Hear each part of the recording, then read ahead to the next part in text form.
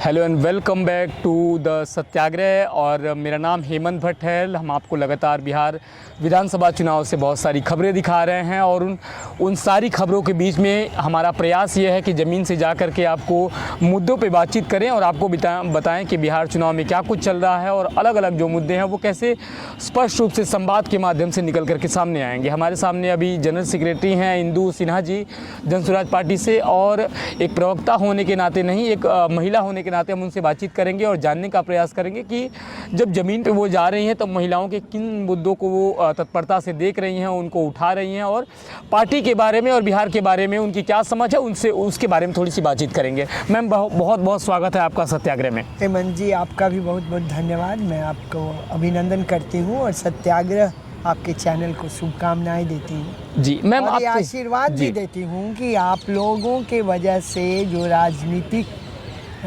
जो लोग समझना चाहते हैं या जानना चाहते हैं आप उन तक रीच करते हैं, क्योंकि हम अपने क्या कर सकते हैं। आप लोगों का एक बहुत महत्वपूर्ण रोल है पार्टियों के लिए जी। उसके लिए आपको बहुत बहुत धन्यवाद। बहुत बहुत धन्यवाद मैम। तो हम मैम सत्याग्रह का हम पिछले 7-8 सालों से लगातार जिन राज्यों में भी विधानसभा चुनाव होता है पूरे देश के अलग अलग राज्यों में घूम रहे हैं और हमारा प्रयास हो रहा है कि ज़मीन के अंतिम आदमियों तक पहुँचे और जहाँ तक कैमरा पहुँच नहीं रहा है, जहाँ तक सरकारें नहीं पहुँच रही हैं, उन हाशिए पे जो बैठे हुए लोग हैं उन तक पहुँच करके उनके मुद्दों से सरकार को जोड़ने का प्रयास करें। अभी हम पिछले 4 महीनों से बिहार में हैं, अलग अलग ज़िलों में जा रहे हैं। प्रशांत किशोर की बहुत सारी रैलियां देख रहे हैं और भी नेताओं की बहुत सारी रैलियां देख रहे हैं, एनडीए के भी नेता को देख रहे हैं। बहुत सारे अलग अलग माइक जब मिलता है नेता को तो वो कुछ भी बोल जाता है, और आज के समय में बिहार में जो नेता हैं उनका बिलो स्टैंडर्ड है, कोई स्टैंडर्ड नहीं है, बस कुछ भी बोल करके लोगों को खुश करना है। ऐसे बीच में आप किस प्रकार का माहौल अभी विधानसभा चुनाव का देख रही हैं, उसके बारे में थोड़ा सा बताएं। देखिए, आप तो खुद ही आपके ने सवाल भी किए और जवाब भी आप दे रहे हैं जी।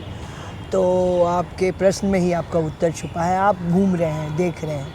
मैं भी कल देर रात भोजपुर के काफ़ी अंदर बिहियाँ से आई हूँ और बिहियाँ में हमारा रोड शो था। तो अगर आपने रोड शो देखा होगा और नेताओं का, प्रशांत का, तो फ़र्क जाहिर है, उस पर चर्चा करने की बहुत मुझको नहीं लगता, क्योंकि आजकल इतना सोशल मीडिया का वक्त है और सारी जनता देख रही है और जनता समझ रही है, कैलकुलेट कर पा रही है।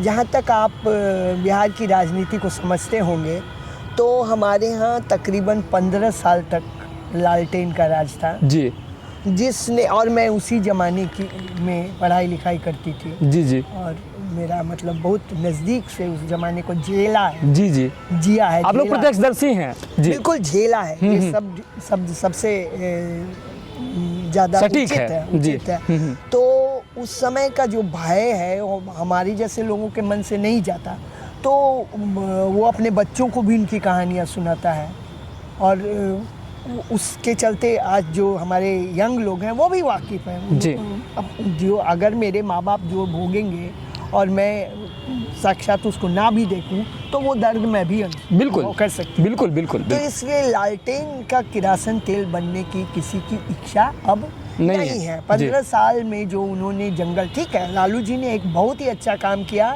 कि वो ज़मीनी लोगों के, ग्रास रूट के लोगों की आवाज़ बने, उन्होंने आवाज़ दी, उनको एक महत्व दिया। लेकिन उसके पीछे शायद उनका ये स्वार्थ था कि अब यही लोग उनके चारों तरफ घूमेंगे और जी हजूरी करेंगे और वो अपना साम्राज्य फैलाएंगे और उनके साम्राज्य में सिर्फ और सिर्फ उनके परिवार के लोगों को ही जगह मिलेगा जी। और हुआ भी वही। या तो लालू यादव, या वो अगर जेल चले जाते हैं चारा चोरी के इसमें, तो राबड़ी देवी जो कि अपना नाम भी न बोल सके, न लिख सके, न जी, तो लेकिन ठीक है, मुख्यमंत्री बनेंगी तो क्या है विडंबना भाई, बिहार का नसीब क्या है। कितने दिन ऐसे लोगों को आओ, वो अगर ये हो गए तो अब इनका है सपना, इनके उप मुख्यमंत्री और मंत्री तो इनके बेटे बन चुके, अब मुख्यमंत्री भी बनेंगे तो 9वीं फेल तेजस्वी यादव ही बनेंगे। नहीं लालू जी, हाथ जोड़ के बोलती हूँ, नहीं राबड़ी जी, जनता इतनी बेवकूफ़ नहीं है। वो अब समझ चुकी है कि आप जनता के लिए कुछ नहीं, जनता छोड़िए, गोली मारिए, आप यादवों के लिए भी कुछ नहीं करेंगे। आप यादव नहीं समझ रहे हैं, ऐसी बात नहीं है। काफ़ी हद तक काफ़ी यादव मतलब इन बातों को समझ रहे हैं। समझ रहे हैं, और वो भी चेत गए हैं, दूसरे को चेतवा रहे हैं। हम तो देख रहे हैं, मैं भी फील्ड में घूम रही हूँ, कल रात बताया, इससे पहले मैं दरभंगा थी, लगातार मैं भी घूम रही हूँ। तो मेरा कहने का मतलब ये है कि ऐसे नहीं चलेगा, इसलिए आप महागठबंधन की बात तो भूल ही जाइए। आप ध्यानपूर्वक सुन रहे होंगे, और हम प्रयास ये कर रहे हैं, जो प्रयास कर रहे हैं उसमें आप सुन करके समझ पाए होंगे कि जब बात होती है जंगल राज की, तो बस जंगल राज कोई शब्द नहीं है। जिसने उसको झेला है, जो स्वयं प्रत्यक्षदर्शी रहा है, वो जानता है कि वो समय कैसा था, पर्यावरण में उस समय फिजाओं में किस प्रकार के बंदूक के और गोलियों के स्वर गूंजते थे। और आम तौर पे लोग कहते हैं कि जो यहाँ पे IAS की बीवी जो है वो सुरक्षित नहीं थी। तो आम जनमानस के सुरक्षा के बारे में आप स्वयं ध्यान में उसको समझ सकते हैं, जान सकते हैं। मैम, हम ये जानना चाहते हैं कि अगर आप बता रहे हैं कि वो जंगल राज था, तो आज के समय में जो महिलाएं हैं वो कितना स्वच्छंद रूप से विचरण कर रही हैं, घूम रही हैं, और राजनीति में उनकी कितनी भागीदारी है, भय का माहौल है कि नहीं है? देखिए, जहाँ तक महिलाओं के बारे में प्रश्न है, तो जब लालू जी के बाद नीतीश जी का वक्त आया, तो नीतीश जी ने कई काम करने की कोशिश की। उनका पहला 5 वर्ष काफ़ी सराहनीय कहा जा सकता है। उन्होंने बिजली, जो एकदम हमारे सोच से परे था, बिजली का बंदोबस्त बिहार के लिए कर दिया। आज बिजली की स्थिति अच्छी है, चाहे जो जिस कारण जी। सड़कों की व्यवस्था की, सुरक्षा पे भी काम किया उन्होंने, ऐसी बात नहीं है। लेकिन धीरे धीरे 5 साल के बाद अगला 5 साल थोड़ा बहुत करने की कोशिश की, स्पीड कम होती गई। हाँ, लेकिन अब 20 साल हो चुका, अब उनकी स्थिति न तो मानसिक न शारीरिक ऐसी रही कि वो कुछ कर पाए, और वो कुछ कर भी नहीं पा रहे। तो जंगल राज को बदल के महाजंगल राज कर दिया। आप इसी चुनाव में देख रहे हैं, आपने देखा मोकामा में गोली मार दिया गया, गोली मार दिया गया, और उसके बाद जेल के अंदर प्रत्याशी है अनंत सिंह। तो भाई गुंडे का राज ही चलेगा यहाँ महिमा मंडन। मैम, थोड़ा सा बीच में आप रोकना चाहेंगे। हम आपको एक बात और बता दें, हमारे दिमाग में आई थी, हो सकता है कि आपको समझ में ना आ रहा हो। यहाँ पे जिस प्रकार से पत्रकार और मीडिया मिल करके रावण का और राक्षस का महिमा मंडन कर रहे हैं और उनको आसमान में बैठा हुआ बाहुबली बता रहे हैं, उसकी वजह से जो भ्रामक मुद्दे हैं वो ज़मीन पर आते हैं और बाहुबली नेता जीत जाता है। कोई ऐसा पत्रकार नहीं है जो बाहुबली नेता के पीछे दौड़ ना रहा हो उसका बाइट लेने के लिए। और यही कारण है कि बिहार की राजनीति जो है एक लंबे समय से जो आटे की चक्की की वजह से घूम रही है, जिसमें जनता ही बार बार पीसी जा रही है। जी मैम। जी देखिए, मैं आपकी इस बात को थोड़ा तो बुरा लगेगा, बिकॉज आप भी एक पत्रकार हैं। पत्रकारों में भी एक टोली जो है वो ऐसे लोगों की है जो चाहता है कि उनका ग्राफ बढ़े, ज़्यादा लोग लाइक करें, और उस ख्याल से TRP के लिए, हाँ, TRP के लिए पत्रकारिता करते हैं। जी। और वैसे पत्रकार ही या तो रीतलाल यादव हो या फिर आपको ये अनंत सिंह हो, ऐसे लोगों का महिमा मंडन करते हैं। और महिमा मंडन तो इतना तक करते हैं, मैंने सुना है, एक बार इंटरव्यू देखा है इनका, अनंत सिंह का, कि आप जो बोलते हैं वो तो एकदम मतलब भारत स्तर का होता है, किसी कोई सिनेमा वाले को भी फेल कर दे। तो ये क्या है भाई, तो मजाक है। आप जनता के ज़िंदगी के इसमें मजाक करते हैं। उस आदमी ने या उस आदमी के लोगों ने, हालांकि जो मारा गया वहाँ, उसके तो पोता का सीधा कहना है कि भाग पोता भाग बोल के उसके दादा को गोली पाँव में मारा। दुलार चंद यादव की बात कर रहे हैं। बिल्कुल, दुलार चंद नाम नहीं ले रही मैं, पर दुलार चंद यादव की बात कर रही हूँ। तो इस तरह से क्या मतलब, क्या है ये? यही राजनीति है क्या? जेल के अंदर रीतलाल यादव हैं, मरने की स्थिति लालू जी की आ गई है, उनके बेटे घसीट के उनसे वहाँ उनके लिए काम करवा रहे हैं। ये किसी तरह से हमारे जो कैंडिडेट थे दानापुर में, उनको डरा के धमका के उन्होंने नॉमिनेशन भी नहीं करने दिया। तो ये क्या राजनीति है? कितना भी तमाशा कर लें, जनता जाग चुकी है, और अब की बार जनसुराज ही आने वाला है। आप सत्याग्रह देख रहे हैं और जो तमाशा हो रहा है फील्ड में वो भी आप देख रहे हैं। कल 6 तारीख को मतदान होने वाला है, वोट सभी को, आप लोगों को करना है, लेकिन एक प्रयास हमारा है कि ज़मीन पे जा कर के हम लोगों से बातचीत करें और जो भ्रामक मुद्दे हैं कम से कम उन पे संवाद हो।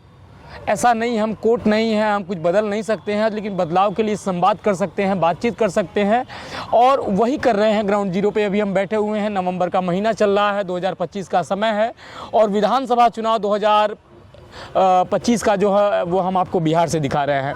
समय याद रखेगा इन तारीखों को, जब भी बिहार विधानसभा चुनाव की न्यूज़ देखी जाएगी तो वो ये प्रयास देखा जाएगा कि हम ग्राउंड जीरो पे बैठ करके अभी इंदु मैम से बातचीत कर रहे हैं और आप इन चीज़ों को सुन करके समझ पाएंगे कि बिहार विधानसभा चुनाव का माहौल जो है वो कैसा चल रहा है। मैम, बहुत सारा विषय है, सभी विषयों को टच करना आसान नहीं है। जब इस तरह के बाहुबली हैं, इस तरह के अलग अलग छवियों की पार्टियां हैं और जो प्रशासन है वो मूक दर्शक बन के तमाशा देख रहा है, तो ऐसे में आप प्रशांत किशोर को और जन सुराज पार्टी को कहाँ देखते हैं? देखिए, ऐसे कठिन समय में मुश्किल है, लेकिन प्रशांत के बारे में जितना बोला जाए उतना कम है। मैं बहुत दिनों से यहाँ हूँ, जी। लगभग 2.25 साल होने को आए। जी जी। 2.5-3 साल से हूँ और अपना कोशिश करती हूँ कि 24/7 काम करने की कोशिश करूँ। जी जी। तो हर चीज़ देखने का मुझको मौका लगा है, प्रशांत जी को भी समझने। वो जो व्यक्ति हैं वो वैसे विरले पैदा होते हैं और शायद इसमें महिमा मंडन नहीं करना चाहती, पर शायद है कि ईश्वर ने प्रशांत को इसीलिए भेजा है कि बिहार 35 साल में अब एकदम निचले पायदान पे जा चुका है। कोई बिहार का बेटा ऐसा पैदा हुआ है जो बिहार को इस स्थिति से उबारेगा, और चाहे जो हो जाए, हो सकता है इन 5 वर्ष में हम अपनी सत्ता कायम ना कर सके, पर हम बहुत अच्छे इससे आएंगे। लेकिन हो सकता है हमको और 5 साल घसना पड़े, और प्रशांत इसको मानते भी हैं, तो प्रशांत बदल के रहेंगे और उनके साथ हम लोग उनकी सेना है। उनका कहना है कि मैं भी प्रशांत हूँ, हम सब प्रशांत हैं, और हम उसी इस पे काम करते भी हैं। हम और मेरे जैसी बुजुर्ग महिला आप देख सकते हैं जी।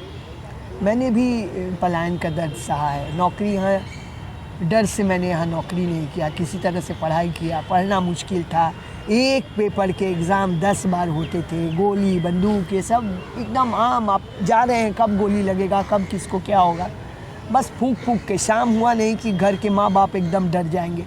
तो उन स्थितियों से निकालना चाहते हैं और निकलेगा, और लोग भी उब चुके हैं। देखिए, एक छोटा सा उदाहरण देके मैं ख़त्म करना चाहूँगी। इस बार हम लोग सोच रहे थे कि बच्चे आएंगे और यंग बच्चे तेजस्वी 9वीं फेल अपना चाहे कितना भी जुमला फेंके, अब उनसे नहीं आकर्षित होंगे। तो हम लोग सोच रहे थे अच्छी तरह से कि बच्चे आएंगे तो वोट देंगे, और मैं गांव-गांव घूम के इसी मुद्दे पे कोशिश भी कर रही हूँ। चुनाव में भी जा रही हूँ, 2-3 दिन एक्स्ट्रा रह रही हूँ और इन बातों पे भी समझना चाह रही हूँ। तो पहले तो जो आए थे ट्रेन में लद के ये करके, वो तो रुके हुए हैं वोट देने के लिए। आश्चर्य की बात है कि परसों कल भी कुछ बच्चे आज आके क्या करोगे, काहे के लिए? छठ तो बीत गया, क्योंकि जहाँ भी बिहारी होते वो छठ में जरूर आते। जी। तो वो बच्चे क्या कह रहे हैं कि देखिए, वो किसी तरह से नहीं आ पाए, ट्रेन में नहीं घुस पाए, और अब वो किसी तरह से ट्रेन आसानी से आ रहा है, इसलिए आ रहे हैं। तो मतलब अब आके क्या करोगे, छठ दोबारा? तो नहीं, हम तो वोट देने आए हैं ना, हम बदलाव चाहते हैं और हम जनसुराज को वोट देने के लिए आए हैं।